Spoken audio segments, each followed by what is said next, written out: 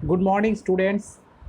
The French revolution जो class 9 के history के जो पहला चैप्टर है, इस चैप्टर के ऊपर हम लोग एक वीडियो में ऑलरेडी डिस्कस कर चुके हैं। जिस वीडियो में स्पेशली हम लोग इस चीज़ के ऊपर डिस्कस किया था कि फ्रेंच रेवोल्यूशन के वहाँ पर फ्रेंच रेवोल्यूशन के जो पहले की जो सोशियो इकोनॉमिक बैकग्राउंड थे फ्रांस का, उसके बारे में, और उसके बाद फ्रांस के जो फ्रेंच रेवोल्यूशन थे उसके लिए मेन कॉज क्या था, तो इस चीज़ के ऊपर वहाँ पर डिस्कस किया गया था। आज ये जो वीडियो बनेगा ना, ये वीडियो में स्पेशली इस चीज़ के ऊपर डिस्कस किया जाएगा कि यहाँ पर फ्रेंच रेवोल्यूशन का मेनली उसका इफ़ेक्ट क्या था, मतलब उसका आउटब्रेक को लेकर डिस्कस किया जाएगा। और यहाँ से स्टार्ट करके हम लोग सीधा डिस्कस करेंगे रेन ऑफ टेरर के पहले के वाले पार्ट तक, ठीक है। मतलब एक्चुअली ये फ्रेंच रेवोल्यूशन का जो आउटब्रेक है ये बहुत ही ज़्यादा बड़ा है, तो इसको भी एक वीडियो में कवर करना भी बहुत ही ज़्यादा मुश्किल है। तो इसलिए हम लोग रेन ऑफ टेरर से जस्ट पहले ही हम लोग इसको स्टॉप कर देंगे। इस वीडियो में यहाँ पर डिटेल्स में डिस्कस किया जाएगा, ठीक है। तो ये वीडियो को शुरू करते हैं। तो यहाँ पर आज के वीडियो का जो पहला स्लाइड है, यहाँ पर स्पेशली बोला जा रहा है the outbreak of the revolution. मतलब ये जो रेवोल्यूशन है, रेवोल्यूशन जो विप्लव या क्रांति है, इस क्रांति का प्रकोप क्या था, ठीक है। In France of the old regime, the monarch did not have the power to impose taxes according to his will alone. Rather, he had to call a meeting of the States General, which would then pass his proposal for new taxes. The States General was a political body to which the three states sent their representatives. तो यहाँ पर specially बोला जा रहा है in France, मतलब उस time में फ्रांस में ऑफ द ओल्ड रिजम, जो पुराने शासनकाल चल रहे थे, ठीक है। तो पुराने शासनकाल के टाइम में फ्रांस में क्या हो रहा था, द मोनार्क, मतलब जो वहाँ का जो राजतंत्र है, did not have the power, उनके पास ये पावर नहीं था टू इम्पोज टैक्सेस, अपने से वो टैक्स को इम्पोज कर पाए, ठीक है, अपने से टैक्स को लगा पाए। तो according to his will alone, मतलब अपने के हिसाब से वो टैक्स को इम्पोज करे, तो ये उनके पास पावर नहीं था। मतलब उस टाइम में वहाँ का जो राजा था, वो राजा के पास ये पावर नहीं था। तो rather he had to call a meeting, अब इसके लिए वो क्या करना पड़ता था, उसको एक मीटिंग बुलाना पड़ता था ऑफ द स्टेट्स जनरल। किसका? स्टेट्स जनरल का, ठीक है। अब मैंने पहले पिछले वीडियो में बताया था कि फ्रांस में उस टाइम में 3 स्टेट थे, first state, second state, third state. First state में आते थे क्लार्जी लोग, सेकंड स्टेट में नोबिलिटी लोग, और थर्ड स्टेट में पूरे ऑल ओवर फ्रांस के जो बाकी बंदे थे सभी लोग, ठीक है। तो वही स्टेट जनरल का यहाँ पर एक मीटिंग बुलाना पड़ता था, which would then pass his proposal for new taxes, जहाँ से ये नया वाला टैक्स का प्रपोजल पास होता था। The States general was a political body. अब स्टेट्स जनरल क्या था, ये एक पॉलिटिकल बॉडी था, ठीक है, मतलब एक राजनीतिक बॉडी था।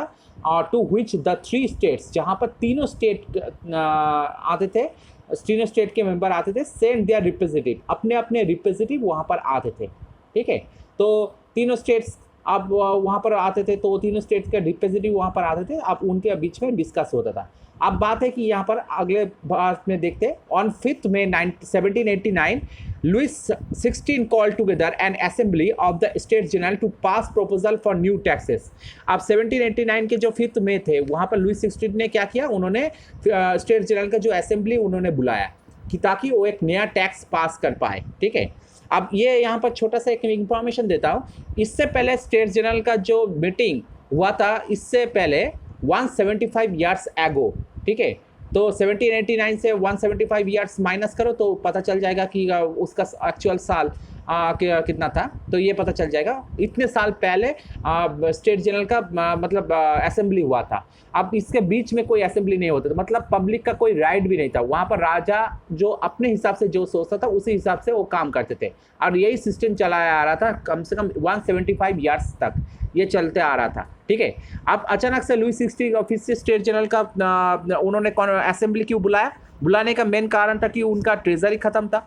अब ट्रेजरी जब खत्म है तो उनको नया टैक्स अलॉट करना पड़ेगा, क्योंकि नया टैक्स आने से उनका ट्रेजरी भरने का एक चांस है। तो इसलिए उन्होंने क्या किया, उन्होंने अपने ट्रेजरी के खातिर में उन्होंने ये स्टेट जनरल का असेंबली उन्होंने बुलाया था। The third state grievance and demands were listed in some 40,000 letters which the representative had brought with them. अब जो थर्ड स्टेट है, थर्ड स्टेट में क्या हुआ, थर्ड स्टेट में वहाँ पर स्पेशली उन्होंने एक शिकायत दर्ज किया था, और उन्होंने जो डिमांड किया था मतलब उन्होंने जो अपने जो मांगे थे वो मांगे उन्होंने बोला था, वो एक जगह में उन्होंने लिस्ट किया और उसमें देखा जाए उसके लिए मतलब 40,000 तक लेटर आए थे।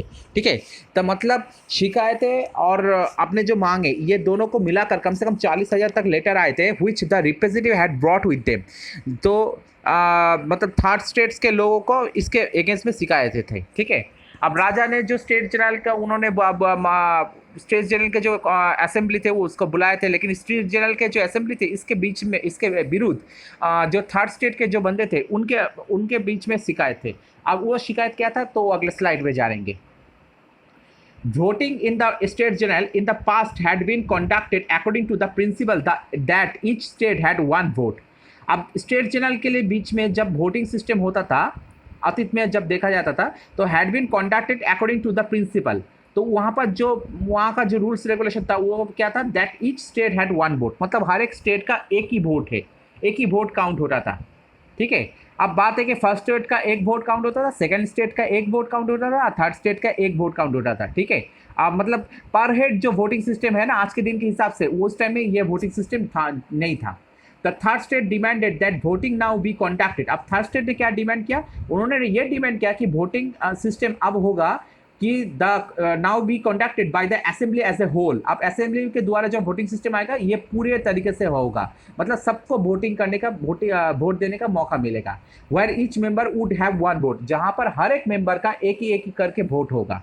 ठीक है, अब बात है कि थर्ड स्टेट बंदे जो देखा जाए अपने जो उनका जो total number of third state persons ये बहुत ही ज़्यादा है फर्स्ट स्टेट और सेकंड स्टेट के तुलना में। ठीक है, लेकिन बात है कि थर्ड स्टेट का जो अगर वोटिंग सिस्टम पर हेड हो तो हमेशा थर्ड स्टेट जीतेंगे, लेकिन यहाँ पर होता है कि यहाँ पर हेड नहीं है, यहाँ पर है स्टेट सिस्टम, मतलब पर स्टेट है। अब पर स्टेट में क्या होता है कि फर्स्ट स्टेट वाले लोग जो क्लार्जी है और सेकंड स्टेट वाले लोग जो नोबिलिटी है, तो ये दोनों का क्या है, ये दोनों का मतलब जो मांगे थे हमेशा एक ही तरफ जाता था, मतलब इन दोनों का स्वार्थ एक ही टाइप का था। तो इसलिए हमेशा क्या होता है कि ये चाहते कि जो सिस्टम चल रहा है उसी सिस्टम को बरकरार रखा जाए, लेकिन थर्ड स्टेट वाले लोग उनका ये सिस्टम से उनका नफरत था, तो हमेशा उस चीज़ का खिलाफ जाते थे। तो हमेशा जब वोटिंग सिस्टम होता था जब पुराने तरीके से, मतलब हर एक स्टेट के हिसाब से, तो वहाँ पर होता है कि फर्स्ट स्टेट सेकंड स्टेट वाले लोग एक ही टाइप का वोट देते थे और एक ही साइड में वोट देते थे, और थर्ड स्टेट दूसरी साइड में वोट देते थे। तो हमेशा 2:1 में हमेशा वोटिंग सिस्टम में थर्ड स्टेट वाले लोग हारते थे। तो इसलिए थर्ड स्टेट वाले लोग अब क्या किया, उन्होंने बोला कि नहीं, हमें इस तरीके से वोटिंग सिस्टम नहीं चाहिए, हमें चाहिए पर हेड सिस्टम में वोटिंग सिस्टम, ताकि हर एक बंदे अपने वोट देने का अधिकार मिले। क्योंकि उनको ये पता था कि थर्ड स्टेट में सबसे ज़्यादा लोग हैं, अगर इसी टाइप का सिस्टम आए तो वो वोटिंग में हमेशा जीत जाएंगे। When the king rejected this proposal, अब किंग ने क्या किया, इस प्रपोजल को रिजेक्ट कर दिया था। Members of the third state walk out of the assembly in protest. अब थर्ड स्टेट के जो मेंबर थे वो असेंबली से क्या किया, वॉकआउट कर दिया, मतलब वहाँ से निकल गए और प्रोटेस्ट करना स्टार्ट कर दिया था। अब बात है कि किंग यहाँ पर इस चीज़ को रिजेक्ट क्यों किया था। एक तो पुराने सिस्टम बहुत दिन से चल रहा है, अचानक उसको मतलब चेंज नहीं कर सकते। ठीक है, अचानक कोई भी सिस्टम को अगर चेंज करने के लिए जाओ तो बहुत सारे प्रॉब्लम आते थे। तो किंग का ये प्रॉब्लम था कि अचानक से एक सिस्टम में अगर चेंज करने जाओ तो प्रॉब्लम आएगा, तो वो प्रॉब्लम का रिस्क कौन लेगा। ठीक है, किंग तो लेने के लिए तैयार नहीं थे। और दूसरी बात जो चीज़ थे कि उनका जो पावर था वो बहुत ही ज़्यादा डिपेंडेंट था कि फर्स्ट स्टेट और सेकंड स्टेट पर्सन के ऊपर, यानी क्लर्जी और नोबिलिटी पर्सन के ऊपर। अब फर्स्ट स्टेट और सेकंड स्टेट वाले पर्सन को वो गुस्सा नहीं दिलाना चाहते थे। ठीक है, तो ये सब होते वो फर्स्ट स्टेट और सेकंड स्टेट बंदे को सपोर्ट किया था इस टाइम में। तो इसी तरह से देखा जाए कि थर्ड स्टेट वाले लोग वो भड़क गए थे। On 20 June, the assembled in the hall of an indoor tennis court. अब 20 जून में क्या हुआ था कि थर्ड स्टेट वाले लोग जो असेंबली छोड़कर निकल गए थे, स्टेट जनरल का जो असेंबली छोड़कर निकल गए थे, तो वो क्या किया, उन्होंने उन्होंने जमायत हुआ था एक हॉल में, जो एक of an indoor tennis court, जो जहाँ पर एक हॉल के अंदर जो वहाँ पर एक इंडोर टेनिस कोर्ट है। ठीक है, in the grounds of Versailles, जो वर्सेलिस के अंदर आता है। दे डिक्लेयर्ड दे, वर्सेलिस एक जगह का नाम जहाँ पर आता है। ठीक है, दे डिक्लेयर्ड देमसेल्फ ए नेशनल असेंबली। अब उन्होंने अपने आप को एक नेशनल असेंबली बुलाया, मतलब जातीय सभा। ठीक है, असेंबली मतलब सभा और नेशनल मतलब जातीय, तो एक जातीय सभा उन्होंने बोला। And so not to disperse till they had drafted a constitution for France. अब उन्होंने और क्या की कि उन्होंने ये चीज़ का कसम खाई, ठीक है, सो नॉट टू डिस्पर्स, ताकि वो कभी टूटेंगे नहीं, till they have drafted a constitution, जब तक वो फ्रांस के लिए एक कॉन्स्टिट्यूशन का जो ड्राफ्टिंग मतलब प्रारूपण टाइप का मतलब कॉन्स्टिट्यूशन का एक डेमो वर्जन जब तक वो बनाना दे फ्रांस के लिए, that would limit the powers of the monarch, जहां पर जिस कॉन्स्टिट्यूशन में राजतंत्र के जो क्षमता है मतलब जो उनका जो पावर है उस पावर को लिमिटेशन किया जाएगा। तो वो उन्होंने इस बात का कसम खाई। कौन कसम खाए थे? जो थर्ड स्टेट वाले लोग, जो ये स्टेट जनरल के जो असेंबली थे वहाँ से जो प्रोटेस्ट करने के लिए जो निकल गए थे, ठीक है, तो उन्होंने इस बात की कसम खाई थी। दे वर लेड बाय मिराबू एंड एबिसियस, तो उनका लीड कौन कर रहा था? मिराबू एंड एबिसियस। लेकिन मजे की बात है ये मिराबू और एबिसियस ये दोनों ही लोग क्या थर्ड स्टेट से बिलोंग नहीं करते थे, ये दोनों फर्स्ट स्टेट और सेकंड स्टेट से बिलोंग करते थे। तो लेकिन ये तब भी ये थर्ड स्टेट वाले लोगों को सपोर्ट किया था। तो इनके बारे में थोड़ा सा जानते हैं। Mirabeau was born in a noble family, तो ये स्पेशली सेकेंड स्टेट वाले पर्सन है मिराबू, ये नोबेल फैमिली से बिलोंग करते हैं, but was convinced at the need to do away with a society of feudal privileges. तो उन्होंने इस बात पे कॉन्विंस्ड हुए थे, मतलब इस बात पे उन्होंने प्रभावित हुए थे कि फ्यूडल जो सुविधा जो फर्स्ट स्टेट और सेकेंड स्टेट वाले लोगों को मिलता है वो थर्ड स्टेट वाले लोगों को भी मिलना चाहिए, ठीक है। तो इस बात पे उन्होंने प्रभावित थे। He brought out A journal, उन्होंने एक जर्नल निकाले थे, ठीक है। जर्नल मतलब जहाँ पर जो लिखना होता है, बहुत सारे लोग उस पर जो फेमस पर्सन लोग वहाँ पर लिखते हैं, तो उन्होंने इसी टाइप के एक जर्नल निकाले थे and delivered power full speech, और वहाँ से उन्होंने अपना जो मूल जो बात उन्होंने बोलना चाहते थे तो उस बात को उन्होंने डिलीवर करना स्टार्ट कर दिया था टू द क्राउड्स। किसके लिए? वो क्राउड के लिए। कहाँ का क्राउड? असेंबल्ड एट वर्साइलेस, जो वर्साइलेस में जो लोग वहाँ पर असेंबल्ड हुए थे वो क्राउड के लिए वो उन्होंने बोलना स्टार्ट कर दिया। किसके द्वारा? वो जिस जर्नल के द्वारा, ठीक है। दूसरी बात है एबिसियस। एबिसियस कौन थे? एबिसियस ओरिजिनली ये प्रीस्ट, मतलब ये एक प्रीस्ट थे। अब ये फर्स्ट स्टेट से बिलोंग करते थे। तो मैंने पहले ही बोला कि मिराबू और एबिसियस दोनों ही थर्ड स्टेट से नहीं थे, लेकिन दोनों ही थर्ड स्टेट वाले लोगों को सपोर्ट किया था। तो रोट एन इन्फ्लुएंशियल पैम्पलेट, तो उन्होंने एक पैम्पलेट लिखा था जिसका नाम था what is the third state, मतलब थर्ड स्टेट क्या है, ठीक है। तो उन्होंने एक पैम्पलेट लिखा था। पैम्पलेट मतलब जैसे वो सरकारी लोग जो निकालते हैं ना, एक मतलब एक छोटा सा लीफलेट टाइप का निकालते और जो लोगों के पास मतलब देते, ठीक है। तो ये इसी टाइप का उन्होंने निकाला था जिसे पैम्पलेट कहा जाता है। उसके बाद यहाँ पर द टेनिस कोर्ट ओथ, अब जो थर्ड स्टेट वाले लोग जो स्टेट जनरल के जो असेंबली से वहाँ से निकल गए थे तो उन्होंने टेनिस कोर्ट में आए थे, वहाँ पर उन्होंने ओथ लिया था, ठीक है। उसी टेनिस कोर्ट जो वर्साइलेस में है, इंडोर हाउस में है, तो वहाँ पर इंडोर टेनिस कोर्ट है, वहाँ पर उन्होंने एक ओथ लिया था बाय जैक्विस लुइस डेविड। तो किसके द्वारा? जैक्विस लुइस डेविड के द्वारा। The painting was intended to be hung in the national Assembly, जो पेंटिंग माने जो पेंटिंग जैक्विस लुइस डेविड के द्वारा बनाया गया था बाद में, वो चीज़ कहाँ पर है? नेशनल असेंबली में, वहाँ पर देखा जाए वहाँ पर वो पेंटिंग ऊपर में दीवार में वहाँ पर लटका हुआ है, ठीक है। तो ये चीज़ टेनिस कोर्ट का ओथ उस टाइम में लिया गया था। और उन्होंने किस चीज़ का ओथ लिया था? ओथ लिया जाता है इसलिए क्योंकि उन्होंने फ्रांस के लिए अगले टाइम में एक ड्राफ्टिंग मतलब एक फ्रांस के लिए वो अगले टाइम में एक ड्राफ्टिंग कॉन्स्टिट्यूशन बनाएंगे जाकि वहाँ का मोनार्क का जो पावर है उस पावर को कंट्रोल कर सके, ठीक है। तो इस बात के लिए उन्होंने एक ओथ लिया था। While the national assembly was busy at Versailles, जब ये नेशनल असेंबली बिजी थे वर्साइलेस में ड्राफ्टिंग एक कॉन्स्टिट्यूशन, मतलब एक कॉन्स्टिट्यूशन को बनाने के लिए, एक कॉन्स्टिट्यूशन का जो डेमो वर्जन है वो बनाने के लिए, the rest of France seated with turmoil, तो बाकी उस टाइम में जो फ्रांस थे ना उन्होंने खोलना स्टार्ट कर दिया था, वहाँ पर उथल फथल होना स्टार्ट कर दिया था, ठीक है। सीटेड मतलब खोलना, मतलब गुस्से से खोलना जो बात है, और टर्मोइल मतलब कि उथल फथल होना, मतलब वहाँ पर मतलब जो तूफान टाइप का वहाँ पर आ गए थे। और ये तूफान नेचुरल तूफान नहीं है, ये तूफान है कि जो लोगों के द्वारा जो तूफान आते, तो मतलब सरकार के खिलाफ वो लोग होने स्टार्ट कर दिया था, जनता भड़क गए थे। At the same time the king order troops to move into Paris, अब उसी टाइम में किंग ने क्या ऑर्डर दिया था? उन्होंने ऑर्डर दिया था ट्रूप्स को, ट्रूप्स मतलब वहाँ का जो सैनिक है उस राजा के पास, उस सैनिक को उन्होंने ऑर्डर दिया था कि पेरिस के तरफ जाओ, ठीक है। अब मतलब उस जो तूफान आ रहे थे, जो टर्मोइल सिचुएशन हुआ था, उसको रोकने के लिए किंग ने ऑर्डर दिया था, ठीक है। अब इससे क्या है, जनता और भी ज़्यादा भड़क गए थे। On 14 July the agitated crowd, तो 14 जुलाई को कहाँ हुआ था, जो वहाँ का जो उत्तेजित जनता थे उन्होंने क्या किया, stormed and destroyed the Bastille. उन्होंने तूफान की तरह उन्होंने बास्तिल की तरफ जाना स्टार्ट कर दिया और उन्होंने बास्तिल को वहाँ पर पूरा डिस्ट्रॉय कर दिया था। ठीक है, अब बास्तिल को डिस्ट्रॉय क्यों किया था, क्योंकि बास्तिल ही थे, बास्तिल जो फोर्ट थे ना, ये फोर्ट ही उस राजा, मतलब वो जो बूर्बो डायनेस्टी जो थे उस टाइम में फ्रांस में, उस डायनेस्टी का मतलब अपने जो अत्याचार करने का जो एक प्रतीक था। ठीक है, तो इसलिए उन्होंने क्राउड उस टाइम में बास्तिल फोर्ट को ही टारगेट बनाया था और उसको ही डिस्ट्रॉय कर दिया था। Faced with the power of his revolting subjects, तो Louis XVI finally accorded recognition to the National Assembly and accepted the principle that his powers would from now on be checked by a constitution. तो faced with the power of his revolting subject, अब ये जो changing जो system आए ने, ये इस time में ये जो अपना इस टाइम में लुइस 16 ने इस हालत को समझे और समझकर उन्होंने क्या किया, Louis 16 finally accorded recognition to the national Assembly, उन्होंने फाइनली उस नेशनल असेंबली को उन्होंने स्वीकृति दी थी। ठीक है, अब बात है कि स्टेट जनरल का जो असेंबली है ये तो तहस नहस हो गया था।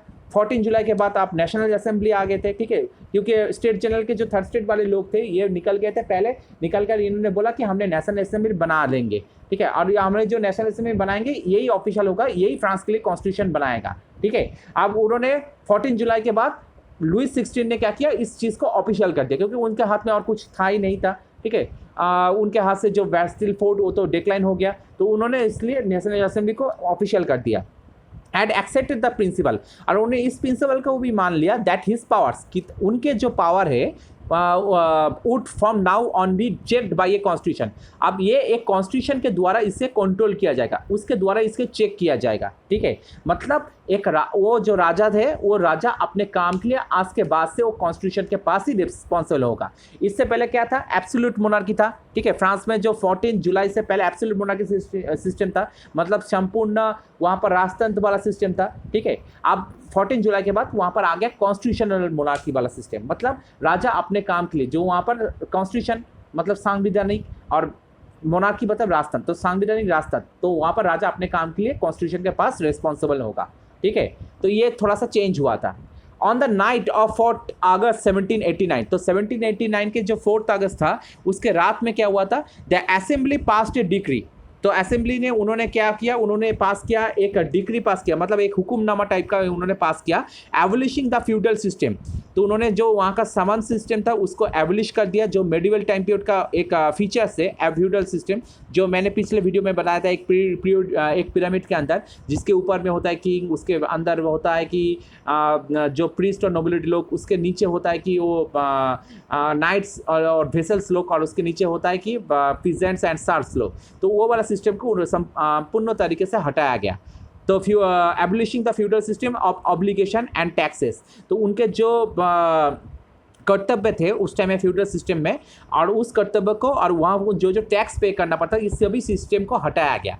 Members of the clergy too were force, अब जो क्लार्जी के जो मेंबर्स थे उनको ये इस बारे में फोर्स किया गया to give up their privileges, उनके जो जो सुविधा उनको मिलता था उस सुविधा को भी उनको भी फोर्स किया गया कि ताकि वो सुविधा ना ले, या सुविधा के हाथ से उनको हटाया गया। तिथिस वर एबोलिश्ड, अब जो तिथिस देना पड़ता था, जो इनकम टैक्स था एक टाइप का, जो 1/10 जो ईयरली जो इनकम है उसके ऊपर 1/10 टैक्स देना पड़ता था, जिसे तिथे कहा था, उसको एबोलिश किया गया। And land owned by the church were confiscated.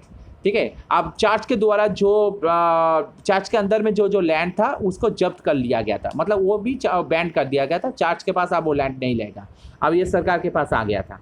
ठीक है, तो ये जब चेंज आना स्टार्ट कर दिया, जो कॉन्स्टिट्यूशन मोनार्की जब आए थे, एब्सोल्यूट मोनार्की से कॉन्स्टिट्यूशन उनका जैसे ही आए तो ये सब चेंज आना स्टार्ट कर दिया। तो क्वेश्चन यहाँ पर इसी तरह से आ सकता है कि कॉन्स्टिट्यूशन एब्सोल्यूट मोनार्की से कॉन्स्टिट्यूशन मोनार्की में क्या क्या चेंज आए थे, या ये बोल सकते हैं कि फ्रेंच रेवोल्यूशन मतलब बास्टिल के जो डिक्लाइन हुआ था या 14 जुलाई से पहले क्या थे और बाद में क्या क्या चेंज आए थे, तो ये सब इसी तरह से क्वेश्चन आ सकता है।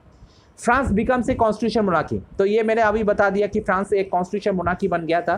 The national assembly completed the draft of constitution in 1791, तो फाइनली जाकर जिसका काम स्टार्ट हुआ था 1789 में, काम स्टार्ट हुआ था, जो नेशनल असेंबली के द्वारा वहाँ पर उन्होंने बोला था क्या, एक ड्राफ्टिंग कॉन्स्टिट्यूशन बनाएंगे, जो 1789 से ये प्रोसीड्यूर स्टार्ट हो गया था। लेकिन फाइनली उस प्रोसीड्यूर खत्म हुआ कब, 2 साल के बाद 1791 में, ठीक है, उन्होंने फाइनली एक ड्राफ्ट बना लिया था।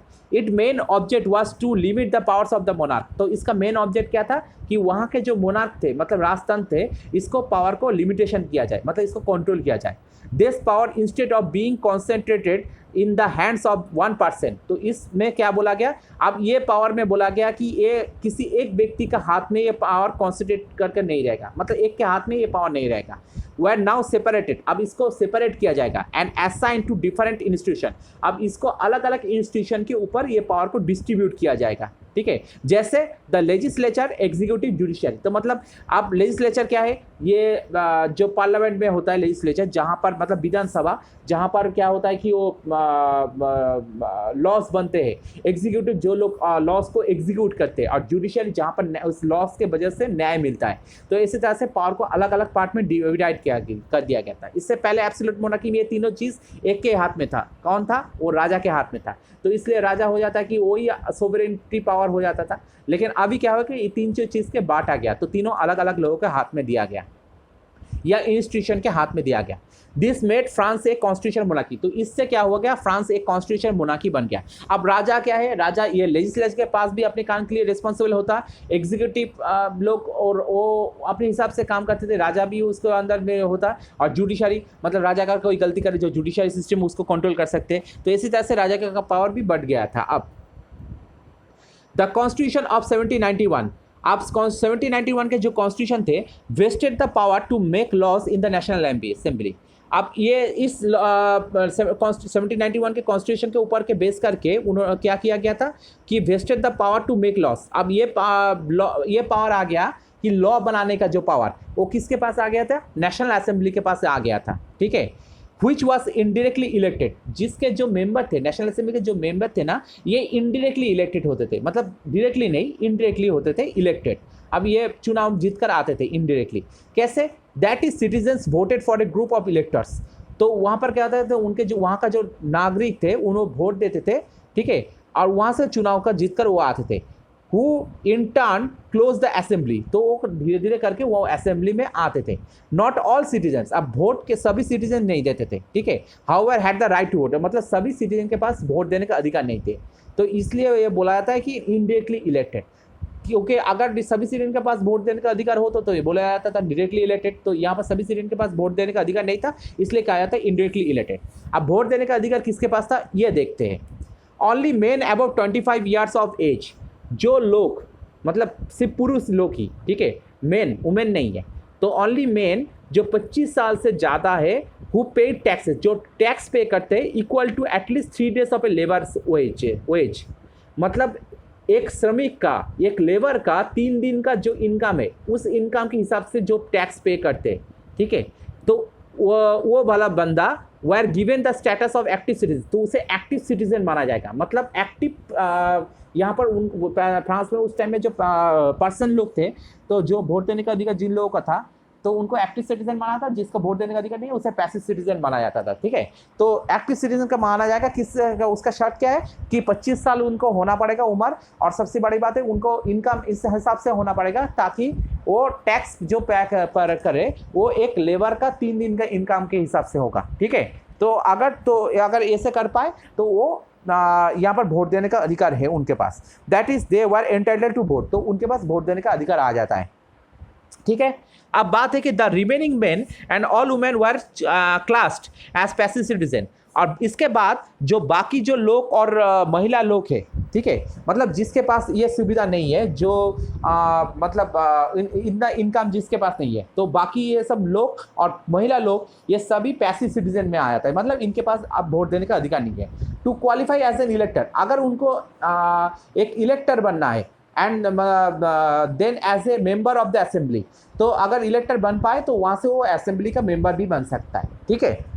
ए man had to belong to the highest bracket of a tax payer, तो उसके लिए उनको क्या करना पड़ेगा, ज़्यादा से ज़्यादा उनको टैक्स पे करना पड़ेगा। मतलब अगर आप टैक्स पे कर रहे हैं, ठीक है, और टैक्स पे का कितना अमाउंट टैक्स पे करना पड़े ये तो बता दिया गया, ठीक है। और ज़्यादा से ज़्यादा अगर अमाउंट टैक्स पे कर पाए तो अगर इसके लिए आपको क्या होगा, इसके लिए आप इलेक्शन भी खड़े हो सकते हैं, ठीक है।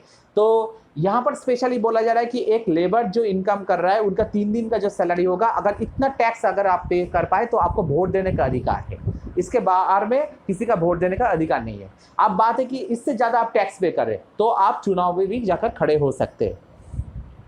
The Constitution began with a declaration of the rights of man and citizen। अब इस कॉन्स्टिट्यूशन को क्या बोला गया, इसको बोला गया कि जो वहाँ के जो लोग मतलब व्यक्ति और सिटीजन मतलब नागरिक, व्यक्ति और नागरिक का जो अधिकार का जो घोषणा पत्र, ठीक है, declaration out of the rights, तो अधिकार का घोषणा पत्र इसे कहा गया था, ठीक है।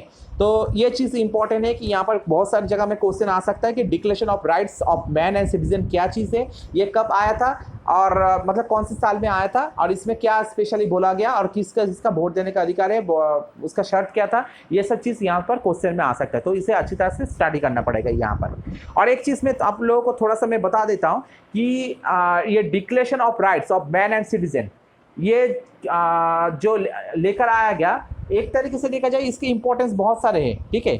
लेकिन ये दूसरे एंगल से अगर देखा जाए, मैंने क्या बोला था कि उस टाइम में फ्रांस में जो पहले 1789 से पहले जो 3 स्टेट्स थे, क्या उसमें थर्ड स्टेट वाले लोग ये पुराने सिस्टम से नाखुश थे। लेकिन ये थर्ड स्टेट के अंदर तो बहुत सारे लोग थे ना, जैसे वहाँ पर बुर्जुआ क्लास थे, बुर्जुआ मतलब मिडिल क्लास लोग भी थे। इसी तरह से देखा जाए वहाँ पर भी लोअर क्लास लोग मतलब पीजेंट लोग भी थे वहाँ पर, ठीक है। अब जो मिडिल क्लास लोग थे, मैंने क्या बोला था पिछले वीडियो में कि मिडिल क्लास लोगों के पास पावर है, लेकिन उसके पास मिडिल क्लास लोगों के पास पैसा है, उनके पास नॉलेज है, लेकिन उनके पास पावर नहीं है।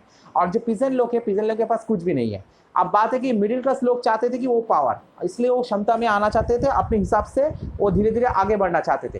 तो ये जो कॉन्स्टिट्यूशन मोनार्की वाला सिस्टम आए थे ना, ये कॉन्स्टिट्यूशन मोनार्की वाला सिस्टम ये मिडिल क्लास लोग लेकर आए थे, यानी बुर्जुआ लोग लेकर आए थे। तो इसलिए फ्रेंच रिवोल्यूशन का दूसरा जो नाम होता है ना, इसे बुर्जुआ रिवोल्यूशन भी कहा जाता है, ठीक है। इसे बुर्जुआ रिवोल्यूशन भी या बुर्जुइस रिवोल्यूशन भी कहा जाता है फ्रेंच रिवोल्यूशन को, क्योंकि फ्रेंच रिवोल्यूशन जो पहले पार्ट में जो लोग जीते थे, जिसका सुविधा सबसे ज़्यादा मिला था वो मिडिल क्लास लोगों को ही मिला था, ठीक है। यहाँ पर लोअर क्लास लोगों का कोई सुविधा नहीं मिला था। इसलिए देखा जाए मिडिल क्लास लोग अपने हिसाब से वो कॉन्स्टिट्यूशन बनाए थे। कैसे बनाए थे? क्योंकि मिडिल क्लास लोगों के पास, मैंने अभी बोला कि उनके पास पैसा ज़्यादा है, तो उन्होंने अपने हिसाब से कॉन्स्टिट्यूशन बनाया कि उन्होंने ये बात बोला कि जिसके पास ज़्यादा से ज़्यादा पैसा है वही टैक्स पे ज़्यादा से ज़्यादा टैक्स पे कर रहे हैं, वही मतलब वोट देने का अधिकार है, और जो और भी ज़्यादा इनकम कर रहे हैं वो उसका वोट इलेक्शन में खड़े होने का अधिकार है। यानी यहाँ से मिडिल क्लास लोग अपने आप को आगे ले आने के बारे में सोच रहे थे, लेकिन वो लोअर क्लास लोगों के बारे में नहीं सोच रहे थे, ठीक है। तो फ्रेंच रिवोल्यूशन, इससे एक पता चल जाए कि फ्रेंच रिवोल्यूशन अभी तक खत्म नहीं हुआ, इसका और भी ज़्यादा साइड इफेक्ट आना बाकी है। Next, the declaration of rights of man and citizen. अब ये declaration of rights of man and citizen यानी वहाँ का जो व्यक्ति और नागरिक का जो उनका जो अधिकार का जो घोषणा पत्र है, उसके बारे में हम लोग थोड़ा सा जानेंगे। Men are born and remain free and equal in rights। अब जो लोग वहाँ पर जन्म लेते हैं ये समान है, मतलब एक दूसरे के साथ समान है, और ये मुक्त है दूसरे के अधिकार से, और ये अपने समान अधिकार है एक दूसरे के पास, ठीक है। The aim of every political association, जो अलग अलग जो राजनीतिक जो संगठन है, इनका जो मेन लक्ष्य है, in the preservation of natural and inalienable rights of man. तो इनका जो मेन ये अलग अलग जो इनका जो मेन मोटिव है, मतलब इनका जो mainly is the preservation of natural and inalienable rights of man. तो ये क्या करते हैं, ये संरक्षण करते हैं कि जो अविच्छेद्य जो अधिकार है, ठीक है, इनएलिएनेबल राइट्स मतलब जो अविच्छेद्य अधिकार है, इस चीज़ को उन्होंने संरक्षण करते हैं, ठीक है। तो वहाँ के जो लोग हैं, उस लोगों के पास जो अविच्छेद्य अधिकार मतलब जो उनको मिलना ही चाहिए, इस चीज़ को वो क्या करते हैं कि ये वहाँ के जो राजनीतिक संगठन है, इनका मेन मोटिव होना चाहिए। ये बात यहाँ पर declaration of rights of man and citizen में बोला गया। यानी जो भी राजनीतिक संगठन आए, उस राजनीतिक संगठन को इस बात को मेनली नज़र रखते हुए उनको काम करना पड़ेगा कि हम यहाँ का जितने भी लोग हैं, इस लोग को अपना जो अधिकार है, उस अधिकार को उनको मिलना चाहिए। अब अधिकार क्या है? There are liberty, property, security, resistance to oppression, ठीक है, ये चारों अधिकार। लिबर्टी क्या है? लिबर्टी का मतलब है कि स्वतंत्रता, ठीक है, स्वतंत्रता। अब बात है कि वो अपना जो खुद का जो उनका जो पर्सनालिटी है, अपना खुद का जो इंडिविजुअलिटी है, वो अपना जो खुद का सोच है, उस चीज़ को मेंशन करना चाहिए या उस चीज़ को बरकरार रख सके। ठीक है, मैं अपना सोच दूसरे के ऊपर थोप नहीं सकता, ये है लिबर्टी। वो अपने हिसाब से वो चल सकता है। प्रॉपर्टी, अपने संपत्ति वो अपने हिसाब से रख सकता है। सिक्योरिटी यानी सुरक्षा, और बाकी क्या रह गया, एंड रेजिस्टेंस टू ऑपरेशन यानी उत्पीड़न के लिए प्रतिरोध, मतलब कोई तुम्हें तंग करे तो उसके अगेंस्ट में तुम जाकर उसके लिए प्रतिरोध कर सको। तो ये चीज़ यहाँ पर बोला जा रहा है। The source of all sovereignty resides in the nation. तो यहाँ पर क्या बोला गया, मतलब सभी जो सोवरेंटी वाला सिस्टम, सोवरेंटी मतलब क्या है, प्रभुत्व। ठीक है, तो जब सभी जो प्रभुत्व करने का जो सिस्टम है उसका जो सोर्स है रिसाइड्स इन द नेशन, तो ये एक नेशन के अंदर होगा। मतलब एक कंट्री का मेन पावर किसके पास होगा, वो उस कंट्री का जो मतलब वही नेशन के हाथ ही रहेगा। मतलब पर्टिकुलर किसी एक बंदे के हाथ में नहीं रहेगा। जैसे पहले था राजा के हाथ में, अब वो राजा के हाथ में नहीं रहेगा, अब वो नेशन के नाम से चलेगा। ठीक है, मतलब एक नेशन, जैसे एक नेशन तो एक जाति के नाम से वो चलेगा। नो ग्रुप और इंडिविजुअल में एक्सरसाइज अथॉरिटी। तो यहाँ पर कोई पर्टिकुलर ग्रुप या पर्टिकुलर कोई व्यक्ति या कोई अथॉरिटी के हाथ में कोई पावर कंट्रोल में नहीं रहेगा, एक नेशन के हाथ में ही रहेगा। That does not come from the people. तो लोगों के द्वारा जिसको माना जाएगा, जिसको चुना जाएगा, सिर्फ वही आ सकता है। ठीक है, जो लोगों के द्वारा चुना नहीं जा रहा है तो उसको नहीं आ सकता, उसके हाथ में कोई पावर नहीं रहेगा। यानी यहाँ से थोड़ा करके डेमोक्रेसी वाला फॉर्म ऑफ गवर्नमेंट आ रहा है यहाँ से, लेकिन अभी तक आया नहीं। Liberty consist of the power to do whatever is not injurious to others. Liberty में क्या बोला जा रहा है कि कंसिस्ट ऑफ द पावर, यहाँ पर स्पेशली बोला जा रहा है कि जो क्षमता है, मतलब जो वहाँ पर जो पावर वाला सिस्टम है, to do whatever is not injurious to others. ये यहाँ पर वही चीज़ करो जो दूसरे के लिए मतलब कोई हानिकारक ना हो। ठीक है, लिबर्टी में यही चीज़ यहाँ पर स्पेशली बोला जा रहा है। Next point, the law has the right to forbid only actions that are injurious to society। तो लॉ के पास क्या है, मतलब जो वहाँ का जो आइन कानून है तो उसमें क्या बोला गया, वहाँ पर ये चीज़ बोला जा रहा है कि टू फॉरबिड ओनली एक्शन। तो मतलब अगर उसके खिलाफ मतलब तुम रोक लगा सकते हो जो समाज के लिए बहुत ज़्यादा हानिकारक है। तो समाज में जो हानिकारक है तो लॉ के अकॉर्डिंग तुम उसके खिलाफ रोक लगा सकते हो। नेक्स्ट क्या बोला जा रहा है, law is the expression of the general will. अब लॉ क्या है, लॉ मतलब जो नियम कानून है, तो वो चीज़ क्या है, वो साधारण दृष्टि से जो बोला जाएगा, मतलब एक कॉन्स्टिट्यूशन का वो फॉर्म है। ठीक है, अब वहाँ पर क्या है कि all citizen have the right to participate, मतलब सभी नागरिक का अधिकार है इसमें पार्टिसिपेट करना इन इट्स फॉर्मेशन, मतलब इसके फॉर्मेशन के अंदर पार्टिसिपेट करना पर्सनली और थ्रू देयर रिप्रेजेंटेटिव्स। आप मतलब खुद ही पार्टिसिपेट कर सकते हो या अपने द्वारा जो चुना गया जो बंदा है, मतलब रिप्रेजेंटेटिव आएगा, उसके साथ साथ तुम पार्टिसिपेट कर सकते हो। ठीक है, लेकिन उसके लिए सिर्फ तुम्हें वो शर्त मानना पड़ेगा। क्या शर्त, वो जो 25 साल का उम्र और जो टैक्स पेयर, जो इतना अमाउंट तुम्हें टैक्स पे करना, ये शर्त मानना पड़ेगा। तो अगर ये शर्त अगर तुम मान लो, मतलब अगर कर पाओ, तो तुम इसके अंदर डायरेक्टली पार्टिसिपेट कर सकते हो या अपने हिसाब से जो रिप्रेजेंटेटिव है उसे चुनाव करके तुम पार्टिसिपेट कर सकते हो। All citizens are equal before it. तो यहाँ पर सभी नागरिक को समान दृष्टि से देखा जाएगा। और उसके बाद नेक्स्ट पॉइंट में क्या बोला गया, no man may be accused. कोई भी जो इंसान है ना, इस इंसान को क्या किया मतलब उसको अभियुक्त नहीं क्या कर सकते, उसको गिरफ्तार भी नहीं कर सकते या उसको डिटेंट मतलब उसको हिरासत में भी नहीं रख सकते, accept in cases determined by the law. ठीक है, मतलब कुछ केस को छोड़कर, तो मतलब कुछ इमरजेंसी केस अगर आ जाए, उस केस को छोड़कर तुम किसी व्यक्ति को ऐसे ही तुम उठा कर ना उसको एक्यूज नहीं कर सकते, उसे अरेस्ट नहीं कर सकते या डिटेन नहीं कर सकते। तो यहाँ पर यही चीज़ को यहाँ पर बोला जा रहा है। नेक्स्ट पॉइंट में जो बोला जा रहा है, एवरी सिटीजन में स्पीक। जो हर एक नागरिक है ना, इसको बोलने का अधिकार है, लिखने का अधिकार है, राइट लिखने का अधिकार है, एंड प्रिंट फ्रीली, मतलब उसको छापने का भी अधिकार है। He must take responsibility for the abuse of such liberty in case determined by the law. तो उनको इस चीज़ का भी रिस्पॉन्सिबिलिटी लेना पड़ेगा, इस चीज़ का भी दायित्व लेना पड़ेगा फॉर द अब्यूज़। ठीक है, अगर कोई मतलब अब्यूज़ मतलब जो गाली दे रहे, मतलब अगर कोई भी कुछ भी बोल दो अपने बोलने से या लिखने से या छापने से, कुछ भी अगर कर लो जो लिबर्टी को ख़त्म करे या लिबर्टी को गलत दृष्टि से ले जा रहे, तो उसके लिए तुम्हें रिस्पॉन्सिबिलिटी भी लेना पड़ेगा। यहाँ पर यह चीज़ वहाँ पर बोला गया। ठीक है, next, for the maintenance of the public force and for the expenses of administration A common tax is indispensable. तो यहाँ पर बोला जा रहा है कि पब्लिक फोर्स को अगर मेंटेन करना है, पब्लिक फोर्स मतलब जो वहाँ पर आप लोगों को रक्षा कर रही है जैसे आर्मी फार्मी ऐसे टाइप का, अगर इसे मेंटेन करना है and for the expenses of administration, अगर वहाँ का जो एडमिनिस्ट्रेशन सिस्टम है उसको अगर उसका खर्चा भी उठाना है तो उसके लिए आपको एक कॉमन टैक्स आपको पे करना पड़ेगा, ठीक है। It must be assessed equally on all citizens, तो ये चीज़ सबके ऊपर समान दृष्टि से सबके ऊपर लागू होगा। In proportion to their means, मतलब एक अकॉर्डिंग टू द प्रोपोर्शन, मतलब मान लो कि कैसे मान लो कि इस एडमिनिस्ट्रेशन को चलाने के लिए चाहिए टोटल 100 रुपया, ठीक है। अब यहाँ का जनता है कितना, यहाँ का जनता है टोटल 10 रुपया, सॉरी यहाँ का जनता है टोटल 10 लोग। अब 10 लोग फ्रांस का जनता है और 10 लोगों को 100 रुपया मतलब पे करना पड़ेगा, तो उसी हिसाब से 100 को डिवाइड करिए 10 से, तो 10 हर एक को 10 रुपया करके पे करना पड़ेगा, तो इसी हिसाब से आपका टैक्स होगा 10 रुपया। तो इसी तरह से प्रोपोर्शन के जरिए वो डिवाइड किया जाता है, ठीक है।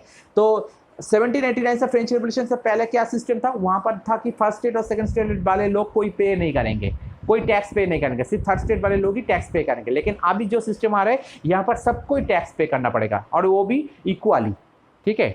यहाँ पर थोड़ा सा एक चीज़ में थोड़ा सा खराब है, आज के दिन के अगर हिसाब से देखा जाए कि इनकम टैक्स वाला सिस्टम नहीं है, मतलब तुम ज़्यादा इनकम करो तो तुम्हें ज़्यादा पे करना पड़ेगा, ये वाला सिस्टम नहीं है। ये वाला सिस्टम मतलब तभी ये सिस्टम अभी तभी तक डेवलप नहीं हुआ, ठीक है। तब यहाँ पर बोले कि आपके इनकम जितना ज़्यादा हो, ठीक है, आपके इनकम समझ लो कि आप अगर 1000 रुपया इनकम कर रहे हो तब भी आपको जितना पे करना पड़ेगा, आप 1 रुपया इनकम करो आपको तभी उतना पे करना पड़ेगा, ठीक है। तो ये थोड़ा सा यहाँ पर गड़बड़ है।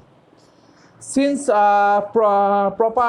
property is a sacred and inviolable rights, तो यहाँ पर क्या है कि वहाँ पर जो संपत्ति है ना, तो इसे क्या किया गया, इन्हें सैक्रेड, तो इसे धार्मिक दृष्टि से देखा गया और एंड इन वायोलेबल राइट, मतलब और इसे पवित्र दृष्टि से देखा गया। No one may be deprived of it, तो कोई भी लोग इससे वंचित नहीं कर सकते unless a legally establish public necessity requires it, तो जब तक ना ये जनता के लिए बहुत ही ज़्यादा इम्पॉर्टेंट है। मतलब आपके पास एक संपत्ति है, वो संपत्ति को आप अपने हिसाब से धार्मिक दृष्टि से आप रख सकते हो अपने पास, ठीक है। लेकिन अगर ये जनता के लिए इम्पॉर्टेंट हो जाता है तो आप वो नहीं रख सकते हो, आपको छोड़ना पड़ेगा, ठीक है। जैसे यहाँ एक एग्जांपल दूँ, आज के दिन में सरकार के जो चीज़ है मतलब सरकारी दृष्टिकोण से, जैसे रेलवे स्टेशन या कोई पार्क बोलो या जो भी चीज़ बोलो, बस के टर्मिनस, ये सभी चीज़ आप अपना कोई प्राइवेट प्रॉपर्टी नहीं बोल सकते, ये क्योंकि ये सरकारी प्रॉपर्टी है, ये सरकारी चीज़, ये सभी पब्लिक ट्रांसपोर्ट चीज़ है, पब्लिक को ये अपने लिए उसे यूज़ कर सकते, सभी लोग इसे यूज़ कर सकते, आप अपने हिसाब से वो बोल नहीं सकते, ठीक है। तो उस टाइम में यही चीज़ बोला जा रहा है कि धार्मिक जो चीज़ है वो धार्मिक दृष्टिकोण से अगर सभी पब्लिक के लिए वो अगर यूज़फुल हो तो सभी पब्लिक के लिए वो यूज़ होगा, अगर वो चीज़ अगर सभी पब्लिक की यूज़ ना हो तो अपने हिसाब से आप वो यूज़ कर सकते हो। In that case just compensation must be given in advance, अगर पब्लिक के सभी के लिए यूज़फुल हो जाए तो उसके लिए सरकार ऐसे ही आपके पास से छीन नहीं लेगा, आपको इसीलिए एक प्रॉपर कॉम्पेंसेशन दिया जाएगा, मतलब आपको एक प्रॉपर उसके अकॉर्डिंग उसको एक दाम दिया जाएगा, कॉम्पेंसेशन दिया जाएगा। और कॉम्पेंसेशन लैंड के अकॉर्डिंग भी हो सकता है या पैसे के अकॉर्डिंग भी हो सकता है, ठीक है। नेक्स्ट, तो यहाँ पर एक चीज़ मैं बता देता हूँ, तो यहाँ पर स्पेशली क्वेश्चन आ सकता है जो डिक्लेरेशन, ये वाला question, the declaration of rights of man and citizen क्या है और इसका फीचर्स क्या है। तो इसके लिए ये जो 3 स्लाइड है ना, ये 3 स्लाइड बहुत ही ज़्यादा इंपॉर्टेंट हो जाता है, ठीक है। नेक्स्ट, रीडिंग पॉलिटिकल सिम्बॉल्स, तो ये वाला एक इम्पॉर्टेंट फीचर्स है। हालांकि जब मैंने पहले फ्रेंच रेवोल्यूशन मैंने पढ़ा था तो तभी इस चीज़ को इतना डिटेल्स में नहीं पढ़ा था, जो पॉलिटिकल जो सिंबल्स है इसके बारे में, फ्रेंच रेवोल्यूशन का पॉलिटिकल सिंबल्स के बारे में इतना डिटेल्स नहीं पढ़ा था। लेकिन मुझे बाद में जाकर मैं तो तुम लोगों के लिए जब ये वीडियो बना रहा था तो मैंने इस चीज़ को जब स्टडी कर रहा था तो ये मुझे बहुत ही अच्छा लगा, ये वाला चैप्टर, इस वाला पार्ट को स्पेशली अच्छा लगा क्योंकि पॉलिटिकल सिंबल्स अलग अलग चीज़ को दर्शाता है और ये वाला भी बहुत इंटरेस्टिंग एक पार्ट है। जैसे देखते हैं हम लोग, the majority of men and women in द 18th century could not read और राइट, तो उस टाइम में 18th सेंचुरी मतलब 1701 से 1800 इस टाइम के हालत में बोला जा रहा है। स्पेशली देखा जाए फ्रेंच रेवोल्यूशन के आसपास के टाइम देखा जाए तो लेट 18th सेंचुरी से 1789 के आसपास, तो इस टाइम में कि वहाँ के जो लोग थे, मेन और वुमेन थे, ये पढ़ना लिखना नहीं जानते थे, ठीक है। तो इन्होंने क्या किया, so image and symbols were frequently used instead of printed words to communicate important ideas. तो इस टाइम में स्पेशली जब उस टाइम में क्या होता है, इमेज और सिंबल का इंपॉर्टेंस और भी ज़्यादा बढ़ गए थे, क्योंकि इससे द्वारा कम्युनिकेट किया जाता था एक दूसरे के साथ, ठीक है, ताकि अपना जो आइडिया है तो एक दूसरे के अंदर उस आइडिया को तस्वीर के द्वारा या सिंबल के द्वारा दे सके। The painting by the Le Barbier use many such symbols to convey the content of the declaration of rights. इसी तरह से बहुत सारे पेंटिंग आए थे या बहुत सारे सिंबल आए थे जो आए थे किसके द्वारा, ले बार्बियर के द्वारा, जो एक व्यक्ति का नाम है। और ये क्या हुआ था, ये डिक्लेरेशन ऑफ राइट्स के मानने अकॉर्डिंग ये सब सिंबल आए थे। अब देखते हैं कुछ सिंबल के एग्जाम्पल हम लोग देखते हैं। जैसे पहला सिंबल द ब्रोकन चेन, ठीक है, द ब्रोकन चेन। अब ये सिंबल है क्या, chains were used to fetter slaves. अब चेन क्या होता है कि चेन को हमेशा हम लोग यूज, चेन को मतलब फेटर मतलब जो बेड़िया, तो चेन को हमेशा क्या करते हैं हम लोग बेड़िया के लिए, मतलब जो गुलाम होते हैं गुलाम को उसको मतलब बेड़ियों से जकड़ कर लगने के लिए हमको यूज़ करते हैं हमें हमेशा।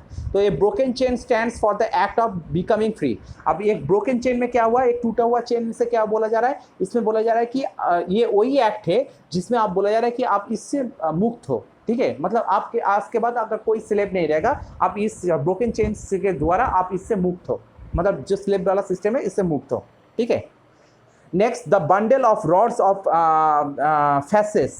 तो इसमें बोला है द बंडल ऑफ रॉड्स और फैसेस। अब ये वाला क्या चीज़ है, यहाँ पर बोला जा रहा है, मतलब बंडल मतलब क्या है, एक गुच्छा, और ऑफ रॉड्स और फैसेस मतलब जो वहाँ का जो दंड है उस दंड का एक गुच्छा है। अब इसमें स्पेशली बोला जाए one rod can be easily broken, मतलब एक लाठी या एक रॉड इजीली हम लोग उसे तोड़ सकते हैं, but not an entire bundle, मतलब एक साथ बहुत सारे रॉड को हम लोग तोड़ नहीं सकते। स्ट्रेंथ लाइज इन यूनिटी, तो स्ट्रेंथ हमेशा क्या होता है कि वो यूनिटी के बेस में ही हमेशा होता है। तो ये तो हम लोग बचपन में एक मतलब बहुत सारी स्टोरी हम लोग सुने थे कि किसी एक बच्चे को हाथ में एक लाठी दिया गया, वो पापा को दिया गया था, बोले कि अब इस लाठी को तोड़। तब वो जो तोड़ना चाहते थे तो उस लाठी को आसानी से तोड़ पाए, लेकिन उसके हाथ में जब एक साथ एक बंडल लाठी दिया गया, एक साथ 10-12 लाठी एक साथ करके, तो वो बच्चे तोड़ नहीं पाए थे। तो उससे उस पापा को उसने क्या सीख दी थी कि यूनिटी ये सब मेंटेन करके चलो, तो हमेशा क्या है कि यूनिटी अगर मेंटेन करो तो तुम हमेशा तुम्हें सक्सेस मिलेगा, या तुम जीत सकते हो, ठीक है। तो किसी भी मुश्किल को तुम सामना कर सकते हो। तो यहाँ पर स्पेशली वही चीज़ बोला जा रहा है। Next the I with in A triangle radiating light. तो एक ट्रायंगल के बीच में एक आँख है, जिस आँख में क्या हो रहा है, उस आँख से यहाँ पर लाइटिंग आ रहा है, ठीक है, वहाँ से एक लाइट मतलब वहाँ से एक रोशनी वहाँ से प्रसारित हो रहा है। अब बात है कि इसका मीनिंग क्या बोला जा रहा है। The all seeing I stand for knowledge, मतलब कोई भी अगर आँख हो ना तो उसमें स्पेशली ये चीज़ बोला जाता है, मतलब कोई भी आँख जो देख रहा है इसका मतलब वो उसके ज्ञान निकल रहा है, ठीक है, मतलब वो ज्ञान की तरफ वो देख रहा है। जैसे मैं कुछ देख रहा हूँ तो यानी मेरे आँख किसी चीज़ को ढूंढ रहा है, तो इसका मतलब है कि मैं हमेशा आँखों के द्वारा कुछ सीखने की कोशिश कर रहा हूँ, यानी ज्ञान की तरफ मेरा आँख बढ़ रहा है। The rays of the sun will drive away the clouds of ignorance, ठीक है। अब बात है कि सूरज के जो से रोशनी विल ड्राइव, तो यहाँ पर स्पेशली बोला है कि सूरज के रोशनी क्या कर रहे हैं, will drive away the cloud of ignorance, मतलब जो अज्ञानता के जो बादल है ना, उस बादल को चीर कर निकल रहा है, ठीक है। यहाँ पर स्पेशली यही चीज़ बोला है। तो आप मतलब वो वहाँ से ज्ञान आ रहा है, तो ज्ञान की तरफ वो ढूंढ रहा है, मतलब यहाँ से क्या कर रहे हैं, सूरज के रोशनी जो अज्ञानता के बादल, अज्ञानता मतलब जहाँ पर हम लोग कुछ भी नहीं जानते, तो वहाँ का जो घना टाइप का जो बादल रहता है, वहाँ के बीच से जाकर वो सूरज की रोशनी क्या करे, वो ज्ञान के लिए ढूंढ रहा है, ज्ञान को ढूंढने का कोशिश कर रहा है। और ये सूरज की रोशनी कहाँ से आ रहा है, ऑब्वियसली ये जो आँख के अंदर से आ रहा है, ठीक है। तो वो इसी एक मीनिंग में यहाँ पर बोला जा रहा है। नेक्स्ट स्केप्टर, तो सिंबल ऑफ रॉयल पावर। तो स्केप्टर में क्या बोला है, स्केप्टर में बोला जा रहा है कि प्रभुत्व, स्केप्टर का मतलब है प्रभुत्व, मतलब वहाँ का प्राचीन टाइम का वहाँ का जो राजा लोग क्या करते थे, वो अपना एक राजधन टाइप का रखते थे, ठीक है, जो उनका जो मेन हुकूमत दिखाने के लिए इस राजधन का होता था, एक प्रतीक टाइप का हो जाता था। तो ये एक मतलब एक रॉयल पावर का एक सिंबल होता है उस टाइम के लिए, ठीक है। Next snake biting its tail to form a ring.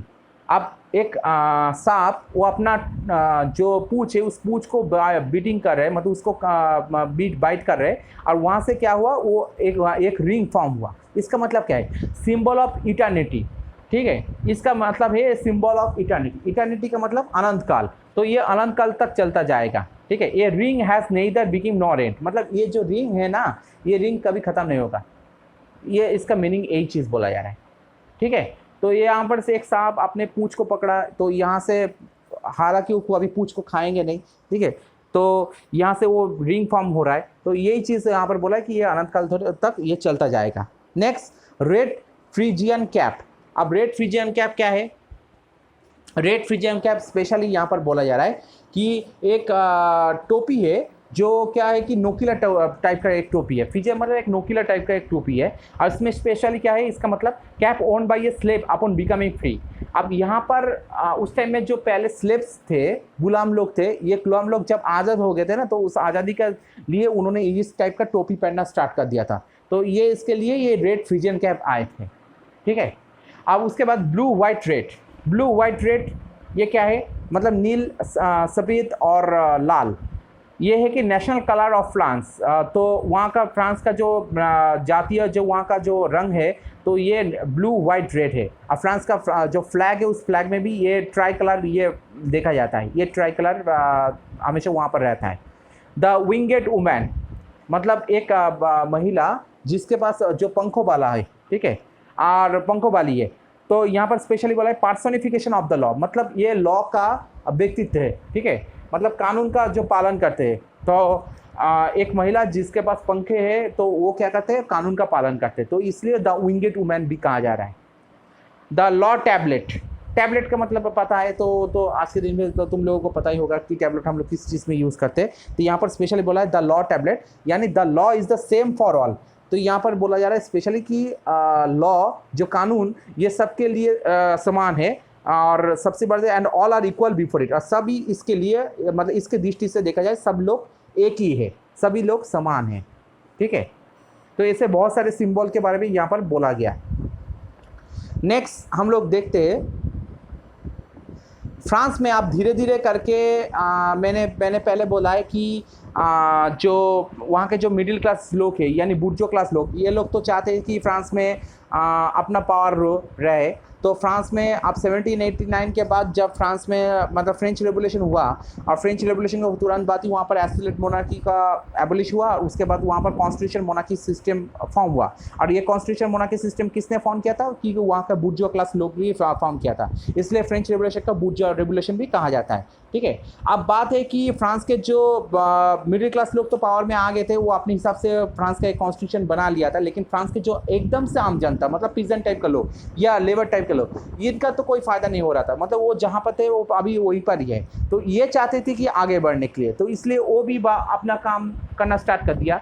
और इसी तरह से देखा जाए फ्रांस में धीरे धीरे करके फ्रांस में जो अब कॉन्स्टिट्यूशन मोनार्की सिस्टम था ना, वो भी फ्रांस में एबलिश होना स्टार्ट कर दिया, और उसके जगह में धीरे धीरे करके फ्रांस में रिपब्लिक फॉर्म ऑफ गवर्नमेंट आना स्टार्ट कर दिया था, ठीक है। अब बात है कि कैसे आ रहे थे, हम लोग उसके बारे में जानेंगे। The situation in France continued to be tense during the following year। उस टाइम में फ्रांस के जो सिचुएशन थे वो बहुत ही ज़्यादा टेंशन क्रिएट कर रहे थे।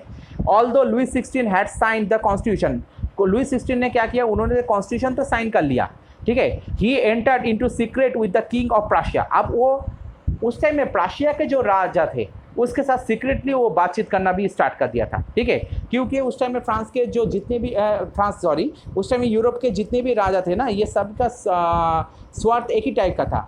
और फ्रांस में जैसे जैसे फ्रांस में चेंज आ रहे थे, क्योंकि वहाँ का मोनार्की सिस्टम धीरे धीरे एबलिश हो रहा था, और वहाँ पर धीरे धीरे करके राजा का जो पावर है उसको लिमिटेशन में बांधा जा रहा था। तो ये सिस्टम ना दूसरे जो देश थे और दूसरे कंट्री का जो वहाँ का जो राजा थे उनको भी टेंशन आना स्टार्ट कर दिया था, क्योंकि उनके कंट्री में भी ये चीज़ फैल सकता है। तो इसी तरह से वो भी ये सोच में पड़ गए थे कि फ्रांस का हालत को कैसे सुधारा जाए, और ये सोच प्राशिया के राजा को भी हुआ था, ठीक है। और दूसरी बात है कि प्राशिया के राजा के साथ फ्रांस के जो राजा थे इनका बीच में थोड़ा सा संबंध था, मतलब थोड़ा सा वो रिलेटिवली संबंध था, तो इसलिए प्राशिया के राजा का भी टेंशन भी बहुत ज़्यादा हुआ था।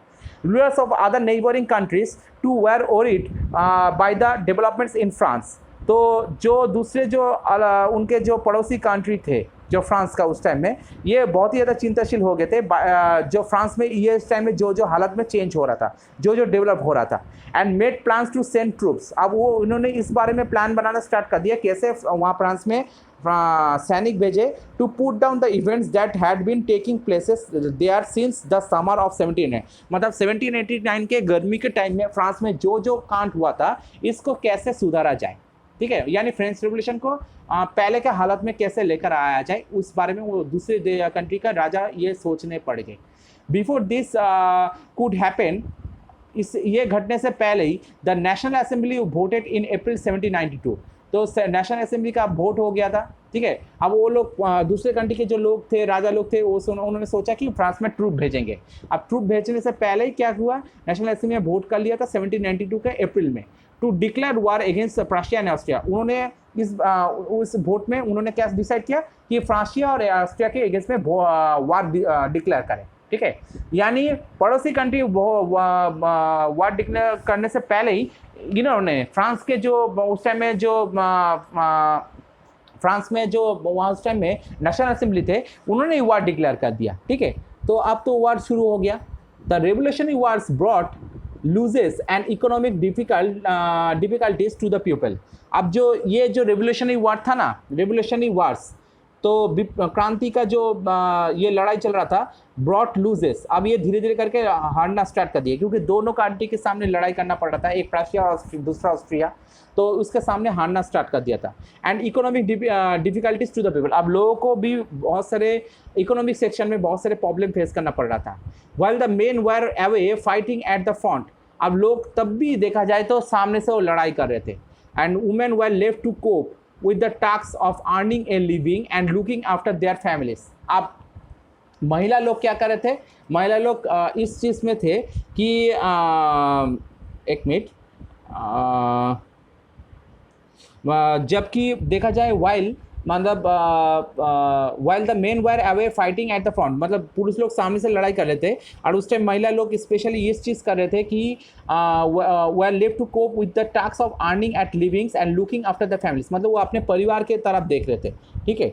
मतलब स्पेशली महिला लोग उस टाइम में उनका काम होता था कि वो परिवार के हिसाब से वो काम करे और पुरुष लोग सामने जैसे लड़ाई करें। तो यही उस टाइम के मतलब 18th सेंचुरी का हालत था। तो 18th सेंचुरी में उस टाइम में महिला को इतना ऊपर की दृष्टि से नहीं देखा जाता था समाज में, वो जब बहुत ही ज़्यादा पिछड़े हुए होते थे, तो इसी हिसाब से उस टाइम के महिला को अपने रोल अदा करते थे। Large sections of the population were convinced that the revolution had to be carried further. तो फ्रांस के उस टाइम में बहुत सारी जनता इस बात में प्रभावित थे कि जो क्रांति हो रहा है, ये क्रांति had to be carried further, मतलब ये और भी ज़्यादा फैलेगा।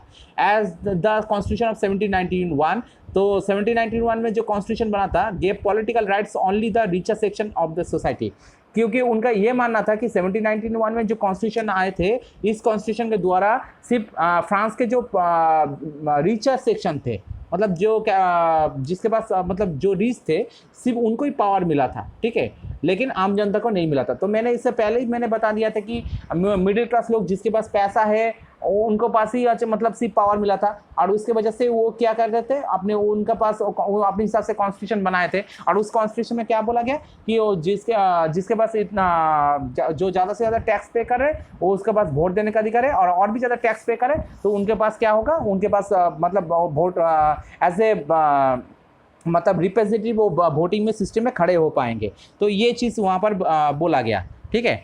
तो बहुत सारे लोग इस बात में वो लोग निश्चित थे कि फ्रांस में अभी भी और रेवोल्यूशन होगा, ठीक है। 1791 के बाद अभी भी रेवोल्यूशन होगा, तो उस रेवोल्यूशन में जो दोबारा चेंज आएगा, और उस चेंज के द्वारा फ्रांस के जो एकदम से जो आम जनता है, मतलब जो पीसेंट या वर्कर्स लोग हैं, उनके पास क्षमता आएगा, ठीक है।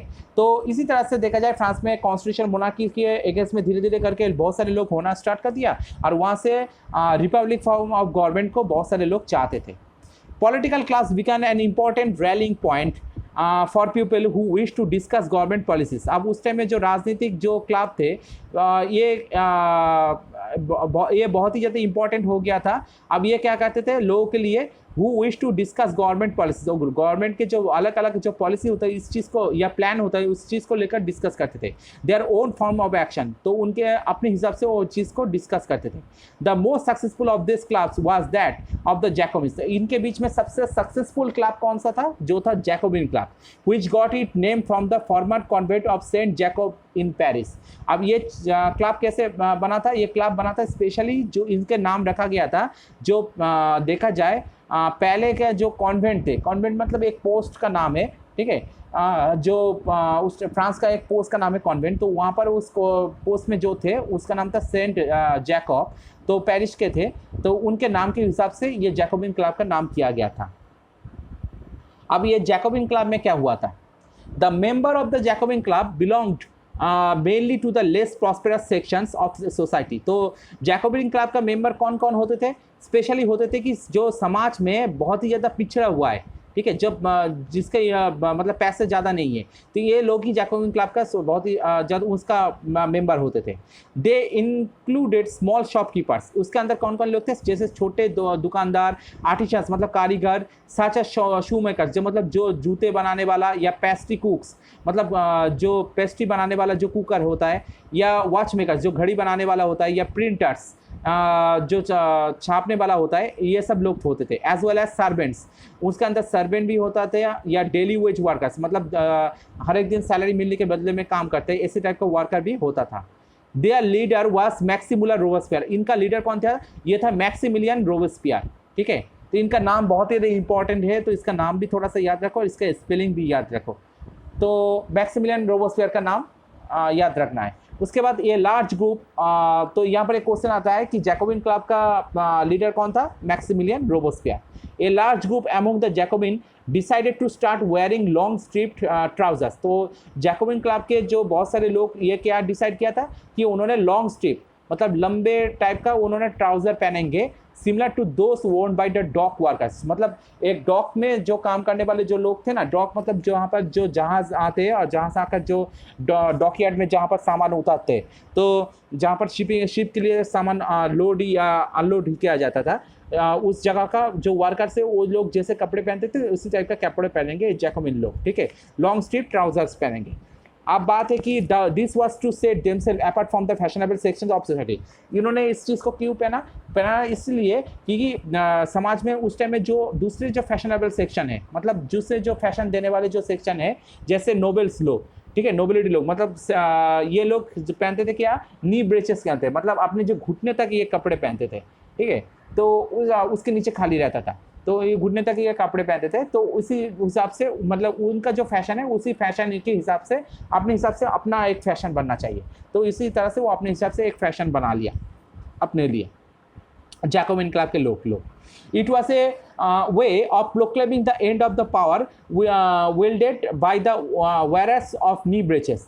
इसका एक मतलब क्या है, इसका ये एक तरीका है, बोला जा रहा है कि of proclaiming the end of the power, मतलब एक क्षमता का एंड हो रहा है, विल्डेड बाय द वेयरर्स ऑफ नी ब्रेचेस, मतलब जो लोग नी ब्रेचेस पहनते थे, मतलब घुटने तक अपने जो कपड़ा पहनते थे, उनका पावर यहाँ से धीरे धीरे कम हो रहा है। इसका एक यहाँ पर थोड़ा सा एक निदर्शन माना जा रहा है इस चीज़ का, ठीक है। अब जैकोबिन क्लब धीरे धीरे करके वो पावरफुल हो रहे थे, धीरे धीरे करके उनका जो इम्पोर्टेंस बढ़ रहा था और वो अपने हिसाब से अपना एक फैशन बना लिया था। तो इसका ये मतलब हो रहा है कि धीरे धीरे करके जो पहले के जो नोबिलिटी लोग थे उनका पावर धीरे धीरे कम हो रहा है, मतलब उनका थोड़ा थोड़ा फैशन भी कम हो रहा है, उनका पावर भी कम हो रहा है। अब नेक्स्ट क्या बोला जा रहा है, नेक्स्ट बोला जा रहा है इस चीज़ का कि this Jacobin came to be known as the सैनक्लूटस।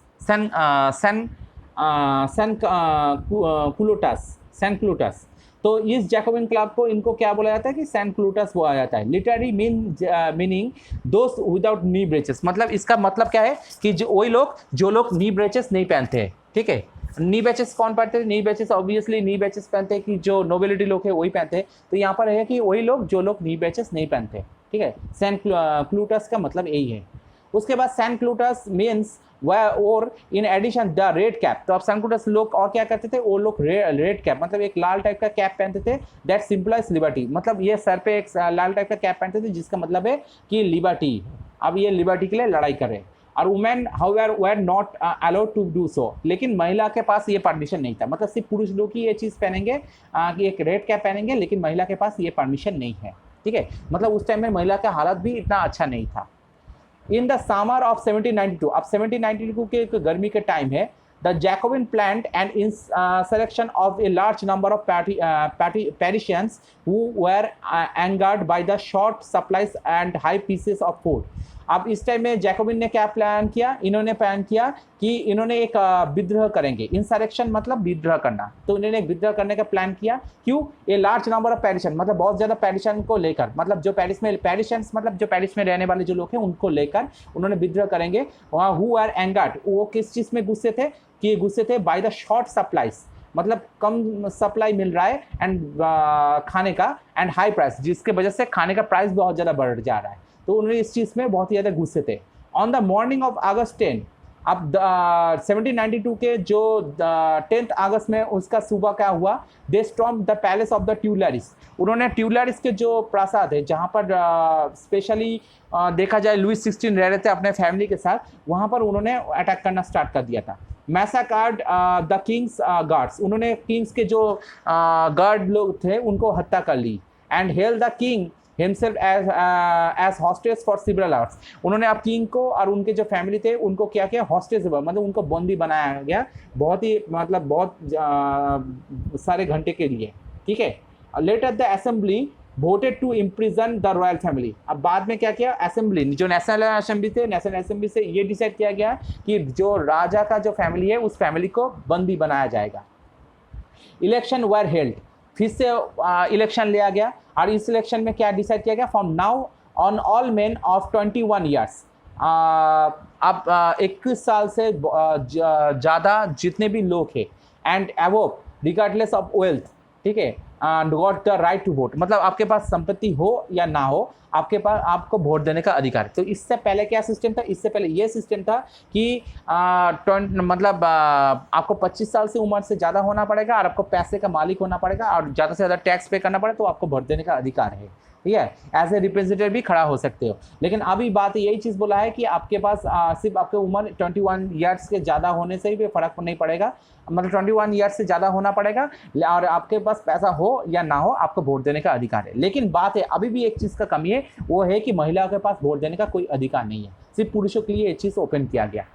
The newly elected assembly was called the convention, तब ये जो नया असेंबली आए थे ना इसको कॉन्वेंशन क्या कहा गया। तो इससे पहले 1789 से पहले क्या था, 1789 से पहले था कि स्टेट्स जनरल का असेंबली, ठीक है, स्टेट जनरल का असेंबली। 1789 से 1791 तक क्या सिस्टम था, वो था नेशनल असेंबली वाला सिस्टम, ठीक है, नेशनल असेंबली। अब इसके बाद 1791 के बाद मतलब 1792 के बाद क्या सिस्टम आए, वो था कॉन्वेंशन, ठीक है, यानी नेशनल कॉन्वेंशन भी बोल सकते हो, ये सिस्टम आ गए थे।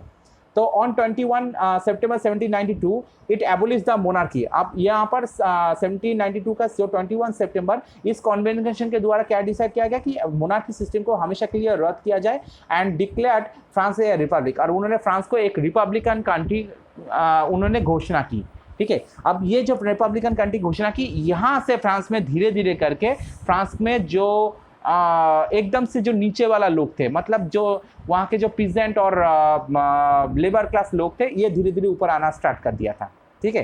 तो यहाँ से ये चीज़ भी आ गया था यहाँ से फ्रांस में। और इसके बाद नेक्स्ट क्या बोलेंगे, Louis 16 was sentence to death by a court. अब इसके बाद जो कॉन्वेंशन के द्वारा क्या डिसाइड किया गया था कि लुइस 16 को उनको डेथ का पनिशमेंट मिला था, ठीक है, बाय ए कोर्ट, मतलब उस कोर्ट के द्वारा डिसाइड किया गया था on the charge of treason, मतलब राजद्रोह के लिए उनके ऊपर आरोप लगाया गया राजद्रोह करने का, और उसके लिए उनको डेथ के लिए उनके ऊपर ऑर्डर दिया गया। On 21 January 1793 he was executed. अब 21 जनवरी 1793 को उनको हत्या किया गया था पब्लिकली, मतलब सबके सामने at the palace de la Concorde. उनको कहाँ पर हत्या किया गया था, उनको जो हत्या किया गया था प्लेस दे ला कॉन्कॉर्ड, मतलब जो दे ला कॉन्कॉर्ड है वहाँ पर ही उनको हत्या किया गया था। The queen Marie Antoinette met with the same fate shortly after. तो बाद में उनके जो पत्नी थे, जो धर्मपत्नी थे मेरी अंतोनेट, उनको भी सेम तरीके से हत्या किया गया था। और ये कौन किया था? ये जैकोबिन क्लब के जो लोग थे ना, स्पेशली उनका जो लीडर थे जो रोबोस्पियर, ये इनके लीडरशिप में ये सब काम होना स्टार्ट हो गया था। ठीक है, अब इसके बाद हम लोग शुरुआत हो रहा है रेन ऑफ टेरर का। तो आज ये वीडियो यही तक है। यहाँ पर स्पेशली इस वीडियो में एक चीज़ मैं मेंशन कर लेता हूँ कि 1789 से पहले मैंने बताया ये चीज़ को, थोड़ा सा मैं दोबारा रिवाइज कर रहा हूँ। 1789 से पहले फ्रांस में 3 स्टेट वाला सिस्टम था, जिनमें से फर्स्ट स्टेट और सेकंड स्टेट के वाले लोग ही समाज में बहुत सारी सुविधा लेते थे। फर्स्ट स्टेट में थे क्लार्जी लोग और सेकंड स्टेट में थे नोबिलिटी लोग। लेकिन थर्ड स्टेट में बहुत सारे लोग होने के बावजूद भी थर्ड स्टेट वाले लोगों के पास कोई पावर नहीं था और या कोई भी सुविधा उनको नहीं मिलता था। ठीक है, अब उनके अंदर मिडिल क्लास लोग भी थे या वहाँ पर जो एकदम से लोअर क्लास जो लोग थे ना, उस लोअर क्लास भी लोग भी थे। अब बात है कि 1789 के जो फ्रेंच रेवोल्यूशन होना था, वो फ्रेंच रेवोल्यूशन हुआ। बोला जाए तो ये फ्रेंच रेवोल्यूशन का फर्स्ट स्टेप भी हुआ था। अब ये जो होने के बाद क्या हुआ फ्रांस में, वहाँ पर इसको हम लोग बुर्जुआ रेवोल्यूशन भी कह सकते हैं। उसके बाद फ्रांस के जो मिडिल क्लास लोग हैं थर्ड स्टेट के अंदर, स्टेट वाला सिस्टम तो एबलिश हो गया, वहाँ पर मिडिल क्लास लोग धीरे धीरे ऊपर आ गए थे। उन्होंने क्या किया कि 1789 से पहले जो एब्सोल्यूट मोनार्की वाला सिस्टम था उसको हटा दिया गया। उन्होंने कॉन्स्टिट्यूशन मोनार्की सिस्टम फॉर्म किया। अब कॉन्स्टिट्यूशन मोनार्की सिस्टम को वही कंट्रोल करते थे और उसी हिसाब से वो चलता था, यानी मिडिल क्लास लोग अपने पावर में आ गए थे, मतलब उनका तो काम सक्सेसफुल हो गया था। लेकिन अभी भी प्रॉब्लम था कि वहाँ पर फ्रांस में जो एकदम से लोअर क्लास लोग हैं, पीजेंट और लेबर क्लास लोग, ये दोनों अभी तक उनका कोई प्रॉब्लम सॉल्व नहीं होता। तो लोग उम्मीद यही लगा रहे थे कि या फ्रेंच रेवोल्यूशन का सेकेंड पार्ट आना बाकी है। ठीक है, अब 1791 के बाद 1792 में जाकर फाइनली वहाँ पर क्या हुआ, फ्रांस में फ्रेंच रेवोल्यूशन का सेकेंड पार्ट आया। वहाँ पर क्या हुआ, वहाँ पर स्पेशली जैकोबिन क्लब के द्वारा फ्रांस में ये फिर से चेंज आए। वहाँ पर constitution monarchy form of government को वहाँ पर हटाया गया, वहाँ उसके जगह में लेकर आया गया रिपब्लिकन फॉर्म ऑफ गवर्नमेंट। ठीक है, अब रिपब्लिकन फॉर्म ऑफ गवर्नमेंट जैसे ही आए, वहाँ पर देखा जाए फ्रांस में धीरे धीरे मिडिल क्लास लोगों का जो पावर था वो धीरे धीरे करके कम हो रहे थे और उसके जगह में फ्रांस में धीरे धीरे करके पीजेंट और जो लेबर क्लास लोग हो रहा था, ये धीरे धीरे करके ऊपर हो रहे थे। ठीक है, इनका पावर आ रहा स्टार्ट हो गया था। अब यहाँ से उन्होंने क्या किया, उन्होंने डिसाइड किया 1793 से उन्होंने डिसाइड किया कि आप उन्होंने एक के बाद जो उनके जो रिपब्लिकन फॉर्म ऑफ गवर्नमेंट के क्लब हो सकते हैं, इनको धीरे धीरे करके हटाया जाए, मतलब इनको मार दिया जाए। तो उन्होंने पहले एक काम किससे स्टार्ट की, लुई 16 से स्टार्ट की, बाद में जाकर मेरी अंतोनेट को उन्होंने हटाया। और यहाँ से शुरुआत होता है, यानी 1793 से शुरुआत होता है रेन ऑफ टेरर, मतलब यहाँ से टेररिज्म स्टार्ट हो रहा है, एक टाइप का आतंक चलना स्टार्ट हो गया, जो रेन ऑफ टेरर मतलब आतंक का शासनकाल। ठीक है, ये सिस्टम होना स्टार्ट कर दिया था। ठीक है, और एक चीज़ मैं अभी बता देता हूँ कि अभी यह फ्रेंच रेवोल्यूशन का थर्ड पार्ट भी खत्म नहीं हुआ, क्योंकि यह थर्ड पार्ट भी हो रहा था, मतलब सेकंड पार्ट खत्म नहीं हुआ, यहाँ पर थर्ड पार्ट भी है। थर्ड पार्ट में क्या हो रहा था कि ये जो पीजेंट लोग और ये जो लेबर लोग, ये दोनों के बीच में प्रॉब्लम हो रहा था, क्योंकि लेबर लोग चाहते थे कि क्या चाहते थे, वो चाहते थे कि अपने हिसाब से अपना एक गवर्नमेंट फॉर्म हो। ठीक है, उनका जो गवर्नमेंट फॉर्म था वो थोड़ा सा अलग फॉर्म था, और जो प्रिजन लोग थे उनका गवर्नमेंट फॉर्म थोड़ा सा अलग था। तो कोई चाहते थे रेडिकल फॉर्म ऑफ गवर्नमेंट हो, कोई चाहते थे कि जो लिबरल फॉर्म ऑफ गवर्नमेंट हो। ठीक है, कोई चाहते थे कि पुराने जो एब्सोल्यूट मोनार्की सिस्टम को वापस ले आया जाए, कोई चाहते थे कि एब्सोल्यूट मोनार्की वाला सिस्टम को वापस ले आया जाए, कोई चाहते कि कॉन्स्टिट्यूशन मोनार्की वाला सिस्टम को वापस ले आया जाए। मतलब अलग अलग लोगों का अलग अलग डिमांड था। तो मतलब फ्रांस में उस टाइम में हालत सच में खराब था। ठीक है, तो अभी ये वीडियो यही तक। नेक्स्ट वीडियो में हम लोग स्पेशली स्टार्ट करेंगे रेन ऑफ टेरर से, जहाँ पर मतलब आतंक का जो शासनकाल है वहाँ से स्टार्ट करेंगे, और उस वीडियो में पूरे इस चैप्टर को पूरे तरीके से कवर करेंगे। ठीक है, आज ये वीडियो यही तक, मिलते हैं नेक्स्ट वीडियो में, तब तक के लिए बाय बाय।